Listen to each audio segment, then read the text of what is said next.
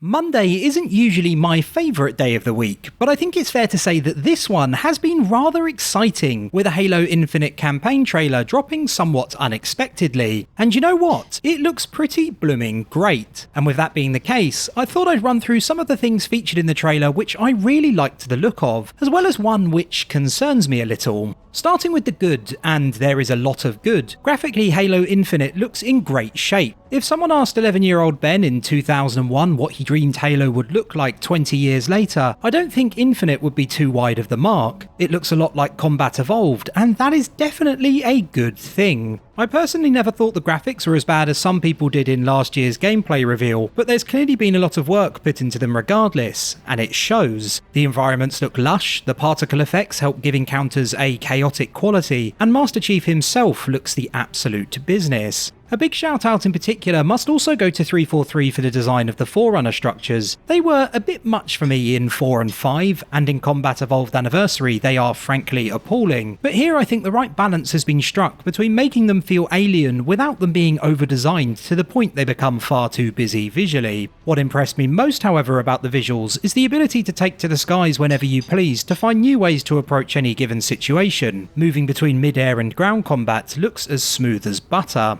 And speaking of smooth as butter, the combat looks absolutely fantastic. Now this is probably the part of the game I've been least worried about given how good the multiplayer test played, but nonetheless the new options which can be utilised when taking on the Banished look fantastic. The star of the show is of course the grappling hook, which we've already seen players use to great effect online. It really looks like it adds a whole new layer to combat beyond any of the additions we've seen added to previous Halo titles. An open world game couldn't be an open world game without some kind of upgrade system, and Infinite has one of those too. I'll be honest, it's not something I expected at all, but it has the potential to be a really exciting new feature. What I desperately hope it means is that you will be forced to make some tough decisions regarding what you choose to upgrade, pushing you towards leaning into different playstyles depending on your choices. I know a lot of people are going to want to unlock everything by the time they finish their first playthrough, but a skill tree that can't be finished in one run of the campaign would be by far the more engaging prospect of the two. The ability to grab weapons and call in vehicles from designated areas also looks to be a sensible design choice as well. It's difficult to gauge exactly how big the map is, but the worst thing that could possibly happen is that it's too easy to find yourself stuck in the middle of nowhere without being able to get where you need quickly. An open world game can be a very good thing, but the way the rest of the game is designed around it needs to be carefully considered, especially in a series like Halo, which isn't known for having long periods without action. So it's reassuring that you'll hopefully never be too far away from a vehicle that can help you get where you need to be. Last but not least, the story also has me intrigued without feeling overwhelmed. I always thought that Halos 1 to 3 functioned brilliantly as a set of stories anyone could grasp without needing to know too much of the lore outside of what occurs during the games themselves. The detailed lore was there if that's something you were interested in, but it wasn't required. That seemingly changed in 4 and 5, which is where the story in my view became far too convoluted and, to be frank, a bit of a mess. I'm someone I'd say has a middling knowledge of the Halo universe. I've played every game multiple times, have read a lot outside of them about the lore, and have even finished one of the books, but I was never close to being gripped by 4 or 5 stories, which needed a bit more knowledge of events outside the games than I personally thought was necessary. Infinite so far seems to be a simpler tale on the surface, which is most definitely a good thing. The Banished are seemingly the primary antagonists, although the Harbinger of Truth also looks to play a similar role at some point in the story, and you once again team up with an AI who travels with you named the Weapon.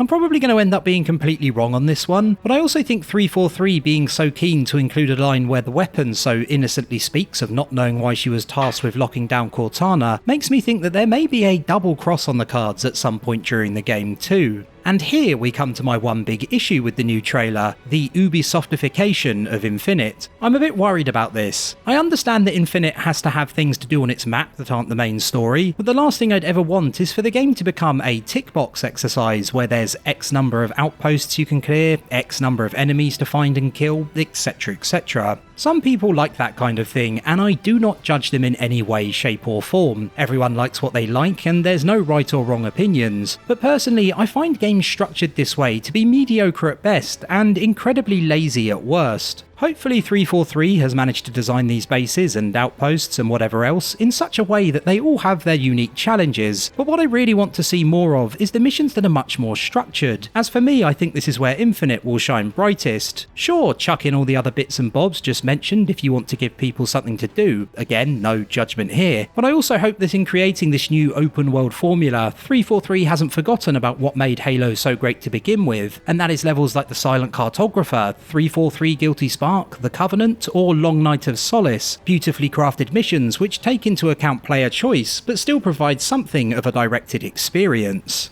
So those are my thoughts on Halo Infinite. Do you agree, disagree, or are you somewhere in the middle? Do share your thoughts and let me know of anything cool you spotted that I might have missed, as I'm sure there are a million things. Oh, and if anyone has heard anything about the Flood being in Infinite, please tell me what you've heard. I'm very excited about the potential an open world slowly being taken over by the Flood has, because I love the Flood, and judging by the new trailer, I think I might just end up loving Halo Infinite too.